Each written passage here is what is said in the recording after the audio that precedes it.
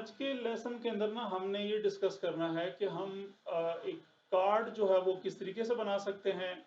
ठीक है, कार्ड का डिज़ाइन कैसे बन सकता है वेबसाइट के अंदर, और फिर हम कोई ज़्यादा एक्स्ट्रा कोड लिखे बगैर हम उसको सारी डिवाइसेस के ऊपर हम उसको रिस्पॉन्सिव कैसे कर सकते हैं। ठीक है, तो आज के लेसन के अंदर काफ़ी इंपॉर्टेंट चीज़ें होंगी, सो बी अटेंटिव। सो सबसे पहले मैं एक डिव क्रिएट कर देता हूँ यहाँ पर ऊपर, इन्फो कॉल्स रैपर। ये पेरेंट डिव मैंने क्रिएट की है और उसके अंदर मैं एक चाइल्ड क्रिएट कर देता हूँ, उसका मैं नाम रख देता हूँ कार्ड कॉल। कार्ड कॉल उसकी मैंने एक डिव रखी है जिसको मैं यहाँ पर हम देख सके हैं कि फिलहाल हमारे पास सब कुछ ब्लैंक शो हो रहा। कार्ड कॉल के अंदर अगर हम स्टेप वाइज देखें तो हमारे पास 3-4 किस्म की चीज़ें आनी है। सबसे पहले ऊपर हमारे पास इमेज आएगा, इमेज के साथ नीचे उस कार्ड का टाइटल आएगा, कार्ड के नीचे उस कार्ड की जो टाइटल के साथ उसकी जो नीचे डिस्क्रिप्शन आएगी, और डिस्क्रिप्शन के साथ चौथी चीज़ आ जाएगी नीचे बटन। ठीक है, तो ये तो उसका सारे का सारा हो जाएगा स्ट्रक्चर। और फिर हमने कैसे उसको ब्यूटीफाई करना है, कैसे हमने उसको स्टाइल करना है, ठीक है, उसको फिर हम CSS के अंदर देखेंगे। लेकिन कोई क्वेश्चन हो तो बिल्कुल आप मुझे रोक सकते हैं और पूछ सकते हैं मुझसे कि ये इशू क्या हुआ है और कैसे हुआ है। ओके, सो सबसे पहले हमारे पास इमेज ऑब्वियसली आना है। सो नाउ टू ऑनवर्ड आपने एक और प्रैक्टिस रखनी है आपने कि HTML के अंदर आपने जितने भी जो टेक्स्ट आपने लिखना है ना, जो भी कंटेंट आपने लिखना, उसका एक प्रॉपर उसका एक टैग बना हुआ है, और उस टैग को यूज करते हुए आपने वो सारे के सारे यूज करने हैं, यानी कंटेंट आपने उस टैग के अंदर रखना है आपने।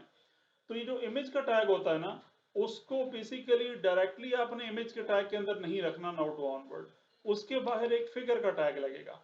ठीक है, हम मतलब फिगर से मुराद ये होगी कि जब वो चीज एक्चुअल में लाइव होगी तो जितने भी सर्च इंजन्स हैं उनको वाज़े तौर पर पता चल जाएगा कि फिगर जो दिया गया है, फिगर का जो टैग यूज किया गया है, इसका मतलब यह है कि इसके अंदर कोई इमेज पड़ा हुआ है। सो इस वजह से हम फिगर के टैग को यूज करते हैं, और इसके अंदर एक इमेज का टैग मैं यूज कर देता हूं, और एसेट्स इमेजेस, और उसके अंदर home.jpg के नाम से एक इमेज मेरे पास पड़ा हुआ है, वो हम यहाँ पर डिस्प्ले करा देते हैं। If we refresh it so you can see के वो इमेज हमारे पास डिस्प्ले हो गया। ओके, सो अब हमने उसको कुछ जो स्टाइल करना है, लेकिन स्टाइल से पहले मुझे बाकी चीजें सारी लिख लेने दीजिए। अच्छा, इसी तरह जब अब फिगर का टैग आपका कंप्लीट हो गया, तो बेसिकली जो अभी तरीका बताने लगा हूँ ये वैसे प्रॉपर तरीका नहीं है, लेकिन चूंकि हम बिल्कुल बेसिक स्टेज पर हैं तो हम आगे जाकर मैं आपको एक और टैग भी फिगर के टैग के अंदर यूज होता है इमेज की डिस्क्रिप्शन के लिए, उसको हम लेटर ऑन डिस्कस करेंगे। फिलहाल मैं आपको नॉर्मल जिस लेवल पर आप हैं उसी तरीके से लेके चल रहा हूँ। लेट सपोज नीचे मैं एक डिव क्रिएट कर देता हूँ with the name of description. ठीक है, या हम इसको प्रॉपर नाम देते हैं कार्ड डिस्क्रिप्शन। ठीक है, प्रॉपर नेम्स देने बेटा, कोई भी चीज आपके कोड में ऐसी नहीं होनी चाहिए जो कि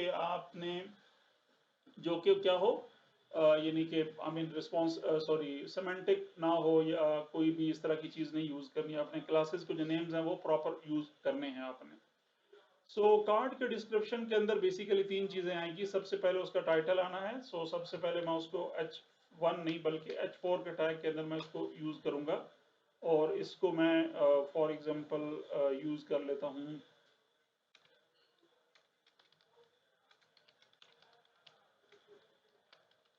और प्रॉपर्टी, और इसके अंदर पैराग्राफ उसके बाद इनफैक्ट, और लोरम 20, और इसको हम ब्राउजर में आकर एक दफ़ा रिफ्रेश करके चेक कर लेते हैं कि हमारे पास जो इमेज है, इमेज के बाद हमारे पास ये 2 चीज़ें शो हो रही हैं, यानी एक हमारा जो प्रॉपर्टी का आई मीन टाइटल है और नीचे उसकी डिस्क्रिप्शन है। उसके बाद हम एक और टैग है बटन का टैग, बटन जब भी बनेगा वो बटन के टैग के अंदर आएगा। ठीक है, और उसके अंदर मैं लेट सपोज टाइप कर देता हूँ व्यू मोर, और इसको हम चेक कर लेते हैं यहाँ पे। सो बटन भी नीचे क्रिएट होगा। अभी जब जो इमेज की सेटिंग हम करेंगे तो ऑब्वियसली जो बटन है वो हमें प्रॉपर नजर आना शुरू हो जाएगा। सो मैं यहाँ पर क्या काम कर लेता हूँ कि ये जो पेरेंट है इन्फो कॉल्स रैपर को मैं टारगेट करता हूँ CSS के अंदर इस तरीके से,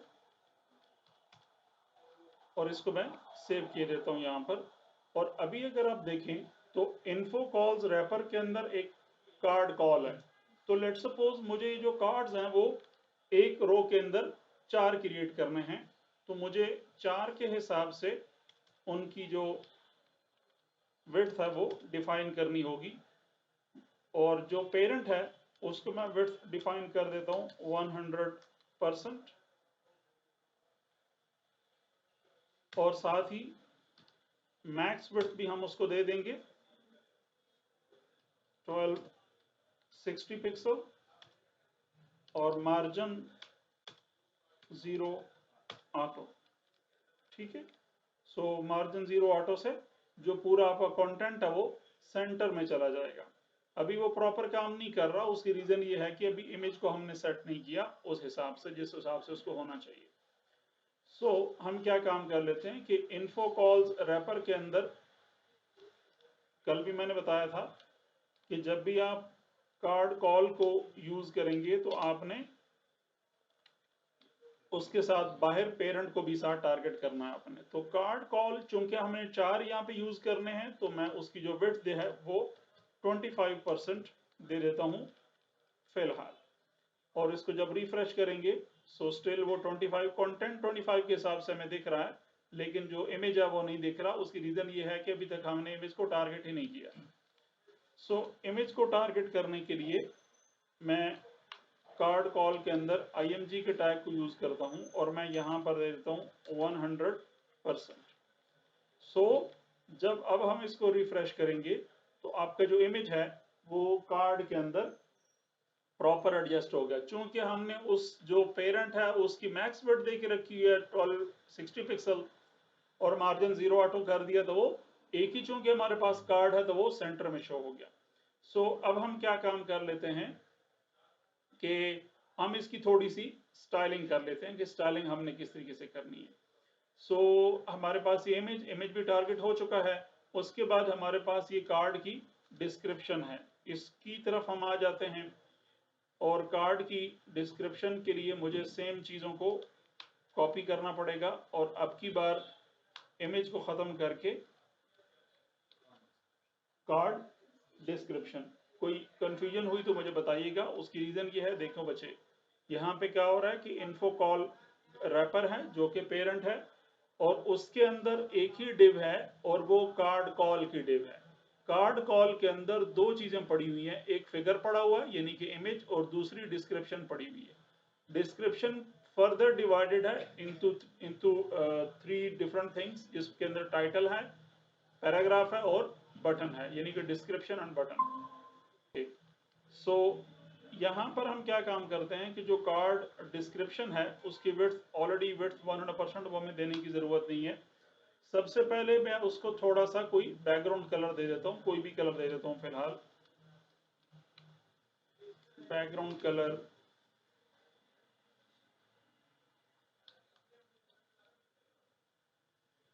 ग्रीन येलो, ठीक है, ये मैंने इसको बैकग्राउंड कलर दे दिया।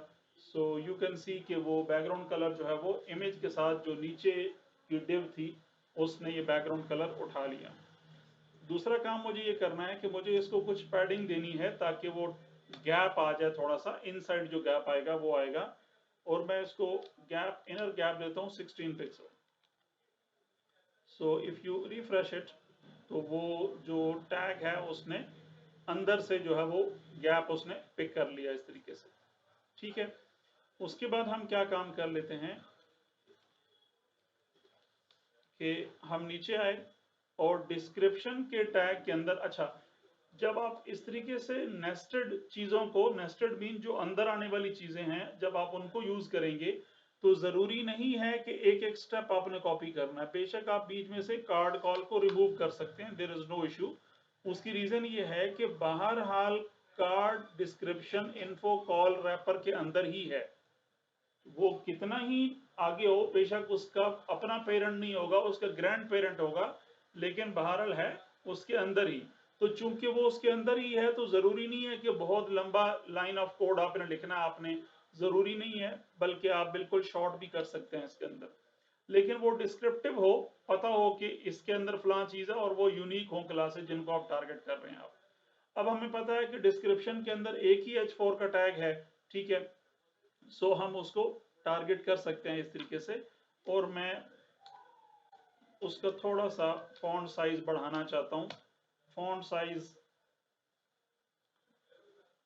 30 पिक्सल्स, और इफ वी रिफ्रेश इट तो वो थोड़ा सा बड़ा हो गया, ज़्यादा बड़ा हो गया। हम इसको थोड़ा सा कम करके तो 24 पिक्सल्स पे रखते हैं for now. So this is absolutely fine, ठीक है, ओके। सो उसके बाद हमने क्या काम करना है कि हमारे पास ये जो कंटेंट है इसकी हमने स्टाइलिंग करनी है हमने। तो हमारे पास चूंकि जो कार्ड डिस्क्रिप्शन है वो है ना, तो अब आपको पता है कि जब पेरेंट को हम टारगेट करते हैं तो पेरेंट को टारगेट करके अगर हम पेरेंट को कलर देंगे तो उसके अंदर जितना भी कंटेंट पड़ा होगा, टेक्स्ट जितना भी पड़ा होगा उसके अंदर वो सारे का सारा कलर उठा लेगा। सो मैं यहाँ पर इसको कलर दिए देता हूँ वाइट कलर, इसको सेव कर दिया हमने। और if we refresh it so you can see कि वो कलर क्या हो गया, इसका वाइट हो गया। वाइट इस ऑलरेडी जो कलर है उसके ऊपर उतना ज्यादा प्रोमिनेंट नहीं है, so we should go for something else. और मैं इसको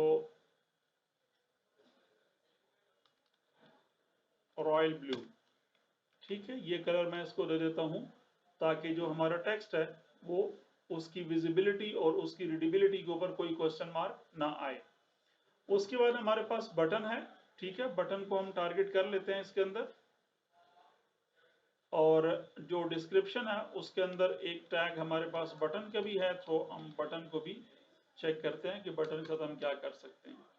सो इस तरीके से हमने बटन के टैग को टारगेट कर लिया। फॉन्ट साइज की वहां पर हमें ज़रूरत नहीं है, सिर्फ मुझे बटन को डिफरेंट कलर देना है। तो इसको मैं बैकग्राउंड कलर दे देता हूँ रॉयल ब्लू। और रॉयल ब्लू मैंने इसका बैकग्राउंड कलर दिया किसका, बटन का। सो यू कैन सी कि बटन का जो बैकग्राउंड कलर है वो वही कलर हो गया जो कि यहाँ पर ऊपर शो हो रहा है। बटन के टैग के अंदर एक इशू है, और वो इशू ये है कि बटन का टैग जब तक आप उसके बॉर्डर को रिमूव नहीं करेंगे, यानी उसका जो बॉर्डर होता है ना वो डिफॉल्ट आ रहा होता है, यानी वो ब्राउजर की प्री सेटिंग होती है, जब तक हम खुद उसको चेंज नहीं करेंगे उस वक्त तक उसकी जो जो बॉर्डर है वो रिमूव नहीं होगा। सो हम क्या काम कर लेते हैं कि हम इसको प्रॉपर्टी बॉर्डर खत्म करने के लिए प्रॉपर्टी देंगे बॉर्डर नन। तो बॉर्डर नन से उसकी जो बॉर्डर है वो क्या हो जाएगा, रिमूव हो जाएगा, as you can see over here. लेकिन अभी भी बटन को हमने थोड़ा सा जरा बेहतर करना है। सो फॉर दैट पर्पज हम इसको थोड़ी सी पैडिंग दे देंगे। टॉप और बॉटम की पैडिंग मैं इसको दे देता हूँ 8 पिक्सल, राइट और लेफ्ट की पैडिंग मैं इसको देता हूँ 16 पिक्सल। यानी राइट और लेफ्ट की पैडिंग इसकी ज्यादा होगी, टॉप और बॉटम की पैडिंग कम हो जाएगी as compare to right and left. So अब जब हम इसको रिफ्रेश करेंगे सो यू कैन सी कि वो थोड़ा सा उसकी जो लुक है वो कंपैरेटिवली बेहतर हो गई है। सिर्फ हमें क्या काम करना है कि एक जो गैप है प्रॉपर, यानी टाइटल और पैराग्राफ के दरमियान गैप और पैराग्राफ और बटन के दरमियान जो गैप है ये लाजमी होना चाहिए, जो कि आई मीन डिज़ाइन पर्सपेक्टिव से भी ठीक नहीं है कि गैप ना हो उसमें। सो जो H4 हमने टारगेट कर रखा है उसको मैं मार्जिन बॉटम दे देता हूँ। मार्जिन बॉटम की प्रॉपर्टी आप यूं भी टारगेट कर सकते हैं कि स्पेसिफिकली आप मल्टीपल लाइन ऑफ कोड या मल्टीपल वैल्यूज नहीं देना चाहते हैं, तो सिर्फ मार्जिन बॉटम दे दे तो सिर्फ बॉटम से ही मार्जिन वोट आएगा। Let's suppose if I give it 8 pixel, तो 8 पिक्सल का हमने इसको मार्जिन बॉटम दे दिया। सो यू कैन सी कि वो थोड़ा सा उसके अंदर गैप आ गया। Same goes with the P tag, तो मैं पी के टैग को भी ऐसे ही टारगेट करूंगा जो कि अभी तक टारगेटेड नहीं है मेरे पास। तो ऊपर हमने बटन और H4 को तो टारगेट किया है लेकिन पी के टैग को टारगेट नहीं किया। सो पीक टैग का जो मार्जिन बॉटम है वो थोड़ा सा मैं बढ़ा देता हूँ, क्योंकि टाइटल और डिस्क्रिप्शन तो मोर और लेस सेम है, लेकिन बटन थोड़ा सा डिफरेंट दिखना चाहिए। सो अब जब रिफ्रेश करेंगे तो अब बटन और डिस्क्रिप्शन के दरमियान जो है वो गैप क्रिएट हो गया, पैदा हो गया। जो हमारे पास बटन है उसको हमने फर्दर कुछ काम करना है हमने उसके साथ, और वो ये है कि सबसे पहले तो उसका जो कलर है वो चेंज करके मुझे देना है वाइट, यानी बटन का जो अपना टेक्स्ट कलर है वो चेंज होके वाइट हो जाए, बिकॉज जब उसके ऊपर वो उतना प्रोमिनेंट नहीं है, नजर नहीं आ रहा। बटन स्टिल थोड़ा सा हमें छोटा नजर आ रहा है, सो हम इसकी जो पैडिंग है वो थोड़ी सी इंक्रीज करके 10 pixel from top and bottom और राइट लेफ्ट की 18 पिक्सल हम कर देते हैं, ताकि थोड़ी सी बटन थोड़ा सा बड़ा हो जाए। सो बटन अभी जरा बेहतर हो गया, पहले बहुत छोटा बटन नजर आ रहा था।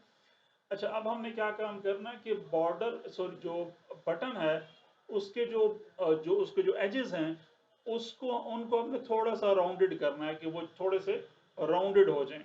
सो फॉर दैट पर्पस हम क्या काम करेंगे कि इसको एक प्रॉपर्टी होती है बॉर्डर रेडियस की प्रॉपर्टी। सो बॉर्डर रेडियस की प्रॉपर्टी मैं इसको ले देता हूं for now 6 pixel. 6 pixel will be more than enough. 4 pixel, 4 pixel हम दे देंगे इसको, और जब हम इसको रिफ्रेश करेंगे सो यू कैन सी कि बिल्कुल, मैं थोड़ा सा जूम करके दिखा देता हूँ आपको कि उसका जो बॉर्डर है वो क्रिएट हो गया है यहाँ पर, यानी जो राउंड बॉर्डर है वो थोड़ा सा राउंडेड हो गया। सो इस तरीके से आपने जो एक कार्ड है वो पूरा आपने क्रिएट कर दिया, मतलब एक जो कार्ड था उसकी जो स्टाइलिंग थी वो आपने यहाँ पे कर दी है। अगर लेट सपोज पूरा जो आपका कार्ड है उसका बॉटम से आप थोड़ा सा बॉर्डर रेडियस देना चाहते हैं, इफ यू थिंक कि होना चाहिए, तो वो भी आप थोड़ा सा दे सकते हैं। उसके लिए हमें क्या काम करना होगा कि खुद हमें जो डिस्क्रिप्शन है, क्योंकि बैकग्राउंड कलर इसको मिला हुआ है डिस्क्रिप्शन को, तो इसी का बॉर्डर रेडियस हमें चेंज करना है। Border radius, border bottom left radius, bottom से लेफ्ट का जो रेडियस है वो चेंज होगा, और वो मैं अब की बार इसको देता हूं 6 पिक्सल्स, ठीक है। और सेकंड वैल्यू यहां पर आ जाएगी border bottom right radius, that would also go with the same value of 6 pixels. So now if we refresh it, so you can see कि वो बॉटम से भी जो उसका बॉर्डर है वो राउंडेड हो गया इस तरीके से, लेकिन टॉप से नहीं हुआ, बिकॉज हमने इसको इसके बॉटम राइट और बॉटम लेफ्ट के एरिया को हमने टारगेट किया, बाकी किसी चीज को चूंकि हमने टारगेट ही नहीं किया, सो दैट्स वाई वो उसके ऊपर कोई इफेक्ट नहीं पड़ेगा। So the next thing is that कि हमने जो बाकी इसकी जो कार्ड है वो हम क्रिएट कर लेते हैं, और बाकी अब कार्ड जो है वो क्रिएट करने इजी हैं, और वो इस तरीके से इजी हैं कि हमें सिर्फ जो एक कार्ड बन गया है, तो पहली मर्तबा जब कार्ड बनता है तो सिर्फ आपका टाइम उसी के ऊपर लगता है, बाकी जो भी आप काम करेंगे आपने सिर्फ कॉपी पेस्ट करना है। सो ऑब्वियसली अब इसकी चूंकि स्टाइलिंग हो चुकी है, तो मैं जब इसको पेस्ट करूंगा इस तरीके से, so now you can see के जो मल्टीपल कार्ड्स हैं वो क्रिएट हो गए हैं इस तरीके से। सिर्फ अभी हमने पेरेंट को डिस्प्ले फ्लेक्स नहीं दिया, दैट्स वाई कार्ड्स आमने सामने शो नहीं हुए। सो उस पर्पस के लिए हम इसके पेरेंट को टारगेट करेंगे, which is info calls wrapper, और इन्फो कॉल्स रैपर नहीं बल्कि yes this one, info calls wrapper.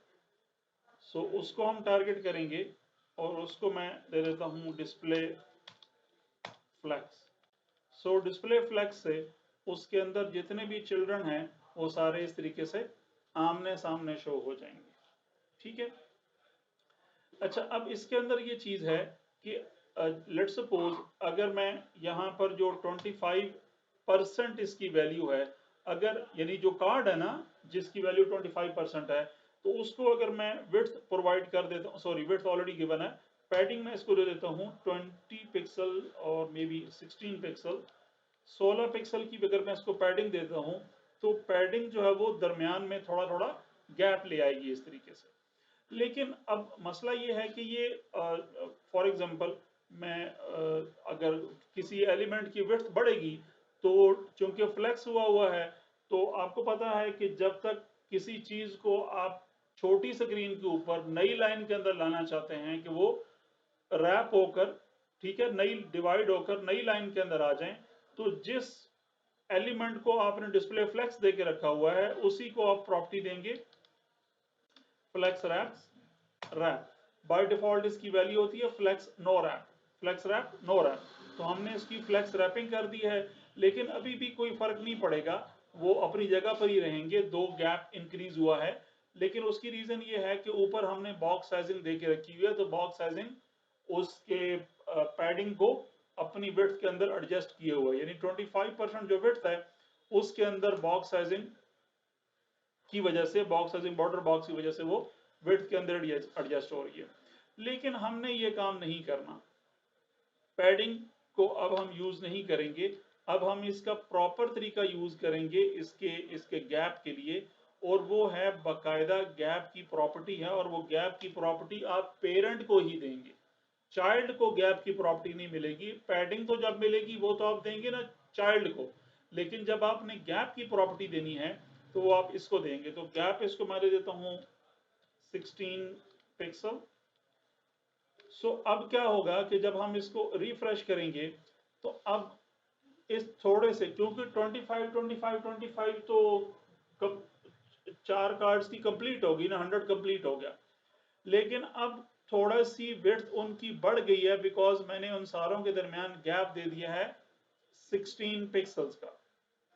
लेकिन 16 पिक्सल को हम ये चाहते हैं कि विड्थ हमारी इतनी ही रहे, ठीक है, मतलब, और ये एक ही लाइन के अंदर पड़े रहें। अभी जब तक मैं ना चाहूं उस वक्त तक ये नई लाइन के अंदर इसको मूव नहीं होना चाहिए। तो उसके लिए हम क्या काम करेंगे कि इसको इस तरीके से जो विड्थ की प्रॉपर्टी है 25% देने के बजाय हम इसको दे देंगे फ्लेक्स 1। फ्लेक्स 1 का मतलब ये है, let me refresh it first. अब देखें कि गैप की प्रॉपर्टी भी गिवन है, और चाइल्ड को, सॉरी, हाँ, चाइल्ड को हमने फ्लेक्स 1 की प्रॉपर्टी भी दे दी हमने। अब हम ये कह रहे हैं कि यानी फ्लेक्स 1 की जो प्रॉपर्टी हमने दे दी ना, तो फ्लेक्स 1 की प्रॉपर्टी का मतलब ये है कि हम उस सारे कार्ड्स को ये कह रहे हैं कि जितनी भी विड्थ आप लोगों को मिलती है ना, आपस में डिस्ट्रीब्यूट कर लें। जितनी भी अवेलेबल विड्थ है उसको आप आपस में डिस्ट्रीब्यूट कर लें। सो अब वो क्या करेंगे कि 100% विड्थ है, ठीक है, 2 फ्लेक्स रैप हुआ है, लेकिन अभी हमने कोई ऐसी कंडीशन नहीं लगाई, अभी तक उनको कोई ऐसा इशू नहीं मिला कि वो नई लाइन के अंदर मूव हो सकें। अभी उनको कोई कोई कोई रीजन नहीं है ना, कोई वजह नहीं है उनके पास, बिकॉज फ्लेक्स 1 से हमने उनको बाउंड कर दिया है, पाबंद कर दिया है कि आप लोगों जितनी भी अवेलेबल व्यू पोर्ट के अंदर विड्थ है ना, उसको आप आपस में डिस्ट्रीब्यूट कर लें, इंक्लूडिंग पैडिंग, इंक्लूडिंग गैप। अगर पैडिंग देंगे, गैप देंगे, कुछ भी देंगे, ठीक है, एक्सक्लूडिंग मार्जिन, मार्जिन की बात नहीं हो रही, गैप और बॉर्डर और पैडिंग, इन 3 चीजों की बात हो रही है। तो ऑब्वियसली इनसे विड्थ थोड़ी सी बढ़ती है, तो विड्थ बढ़ती है तो हमने उनको फ्लेक्स 1 की प्रॉपर्टी देके हमने उनको बाउंड कर दिया है, पाबंद कर दिया है कि आपने जितनी भी अवेलेबल विड्थ है उसको आप आपस में डिस्ट्रीब्यूट कर लें। आप एक चीज सॉरी रहेगी, फिर मैं रिस्पॉन्सिवनेस की तरफ आता हूं कि जब हम इसके ऊपर होवर, सॉरी, जब माउस इसके ऊपर होवर हो तो वो कर्सर हैंड कर्सर में बदलना चाहिए, तो बटन के टैग को ही टारगेट करना पड़ेगा हमें इस केस के अंदर भी, और उसको मैं यहाँ पर वैल्यू दे देता हूँ, सॉरी, प्रॉपर्टी दे देता हूँ कर्सर पॉइंटर। सो कर्सर पॉइंटर की जो प्रॉपर्टी है और वैल्यू है वो देकर जब आप इसको रिफ्रेश करेंगे और होवर करेंगे तो वो हैंड कर्सर में बदल गया।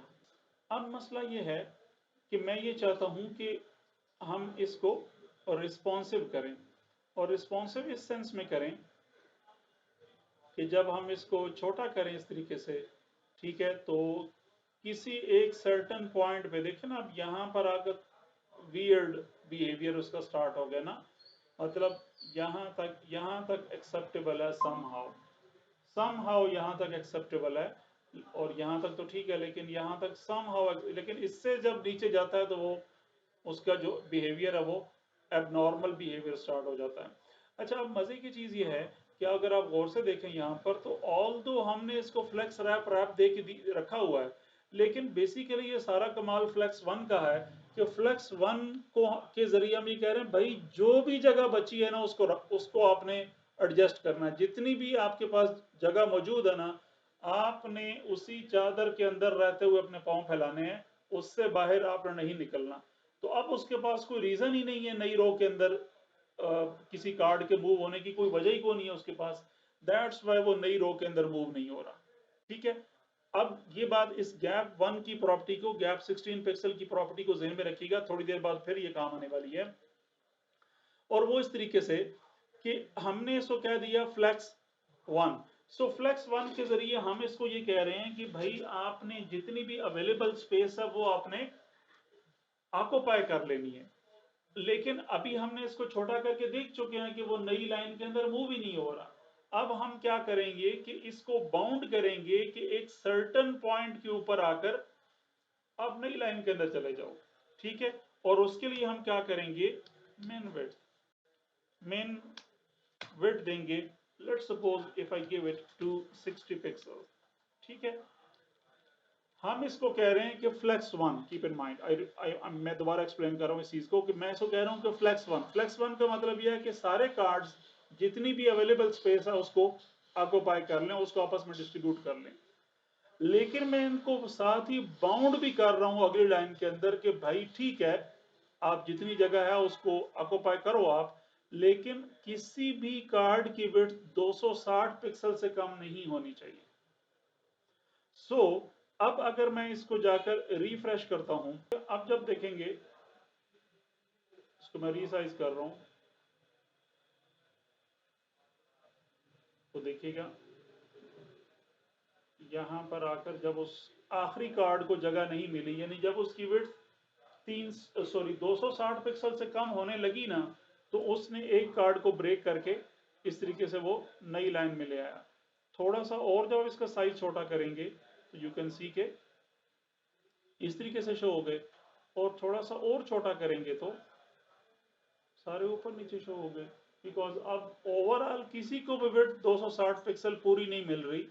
ठीक है, तो अब वो क्या हो गया, बाउंड हो गया कि 260 से वो उसको डाउन ही, आई मीन उसे डाउन नहीं होने देगा उसकी विड्थ को, और बड़ा ही रखेगा।